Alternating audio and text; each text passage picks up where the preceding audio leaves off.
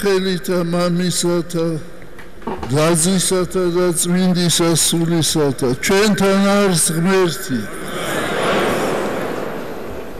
ყველას გილოცავთ და თელ საქართველოს ულოცავ ამ დიდებულ დღესასწაულს ქრისტეს შობას ღმერთმა ინებოს რომ ყოველი ადამიანის გულში იშვას ქრისტე ღმერთმა ინებოს რომ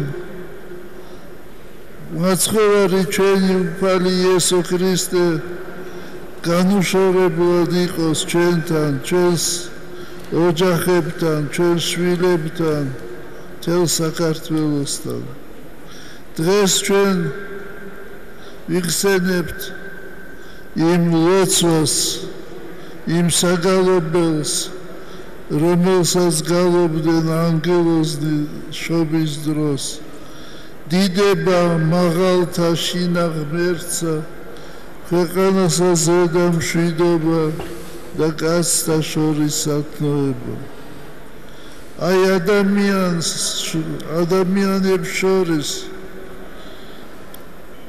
მშვიდობა რომ იყოს და კაცთა შორის სათნოება რომ იყოს, უპირველეს ყოვლისა ადამიანმა უნდა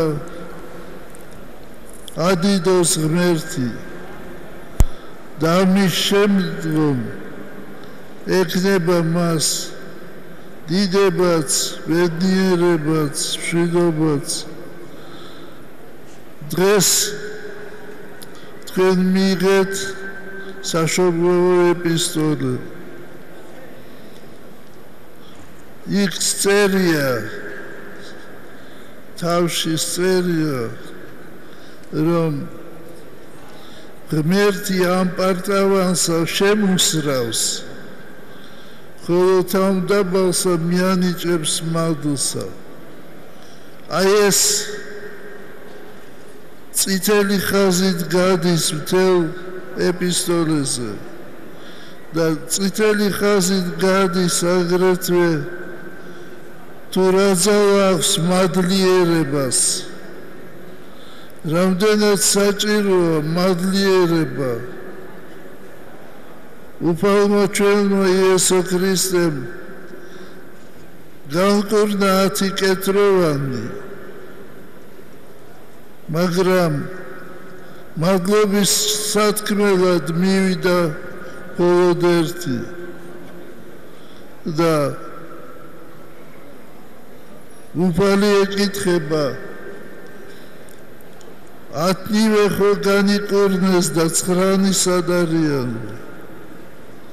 აი ეს შეკითხვა რომ 9 სად არიან ეს გვეხება პირადად ჩვენ გვავიწყდება უფლისთვის მადლობის თქმა.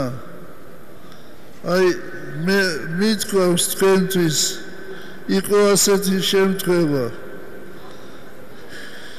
ფსიქიურად გახდა ავად ერთი ქალბატონი და ძალიან კარგი ოჯახიდან, მაგრამ ხანდახან გამოდიოდა ამ მდგომარეობიდან და ჯანსაღი ადამიანი იყო და მღვდელი დადიოდა იმ საავადმყოფოში ფსიქიატრიულში და ერთხელ ეს ქალბატონი ეკითხება მღვდელს, მამაო, თქვენ მადლობას უძღვნით თუ არა ღმერთს, რომ ღმერთმა სახი გონება მოგცა თუ.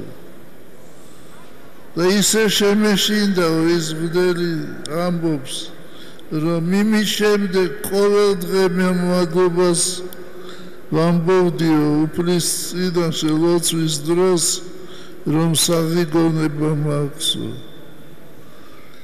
ღმერთმა დაგლოცოთ, ღმერთმა მოგცეს ჩვენ ყველა სახი გონება, რომ გავარჩიოთ თეთრი და შავი. ღმერთმა მოგცეს გული გონიერი, რომ ვნახოთ, დავინახოთ სად არის ჭეშმარიტება და სად არის სიცრუე. ღმერთმა დაგლოცოთ, ჩვენთან არის ღმერთი. დალოცვილი და გახარებული გამყოფოთ მამაზე ციერმა.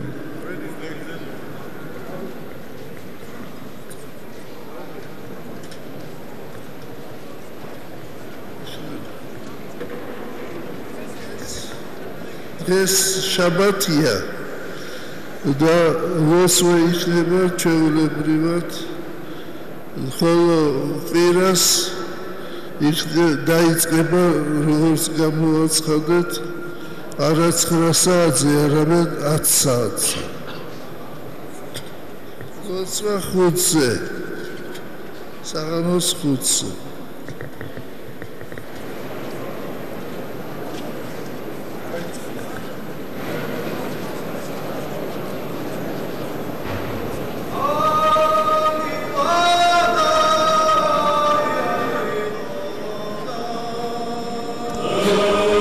დასრულდა ძვირფასო ტელემაყურებლებო სამების საკათედრო ტაძარში შობის წინვალე დღესასწაულისადმი მიძღვნილი საზეიმო წირვა ლოცვა.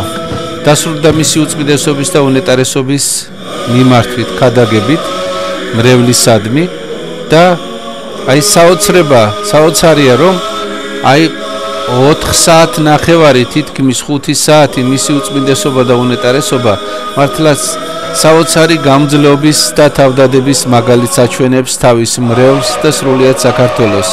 სრულდება გალობა, რომელიც სწორედ აი ამ ქრისტეშობის დღესასწაულს ეძღვნება და აი ყველა ცდილობს რომ მისი უწმიდესობის და უნეტარესობისაგან მიიღოს დალოცვა, მიიღოს ის აი თითეული ადამიანი, რომელიც სამების საკათედრო ტაძარშია, ამ მადლის ქვეშ არის და არა თუ ის ადამიანები, ვინც აქ არიან, არამედ ჩვენც, რომელიც ტელევიზიის საშუალებით ვადევნებთ თვალყურს ამ წინვალე დღესასწაულს და აი ამ დღესასწაულის მნიშვნელობაზე ვესაუბრებოდით სრულიად საქართველოს. კიდევ ერთხელ გილოცავთ ძვირფასო ტელემაყურებლებო, სრულიად საქართველოს საზღვრებს გარეთ ცხოვრებს ჩვენს ძვირფას თანამემამულეებს, ყველას, ვისთვისაც ძვირფასია სამების საკათედრო ტაძარი, საქართველო, მისი უწმიდესობა და უნეტარესობა სრულიად საქართველოს კათოლიკოს პატრიარქი, აი ამ დღესასწაულს და შობის დღესასწაულის მადლი ფარავდეს თითოეულ თქვენთაგანს. მინდა მიულოცო განსაკუთრებით ეს დღესასწაული იმ ადამიანებს, ვისაც თავისი ფიზიკური შესაძლებლობების გამო არ ჰქონდა შესაძლებლობა ტაძარში დასწრებოდა დღესასწაულს. მინდა მიულოცო ეს დღესასწაული საქართველოს მართლმადიდებელი სამოციქულო ეკლესიის წმინდა სინოდის უხუცესი წევრი ბრძანდებოდა ამჟამად ავადარის და სარეცელს მიჯაჭულია მიტროპოლიტი ათანასე ჩახვაშვილი და უსურვო ჯანმრთელობა, სიკეთე და მისი ლოცვაც შეეწიოს სრულიად საქართველოს.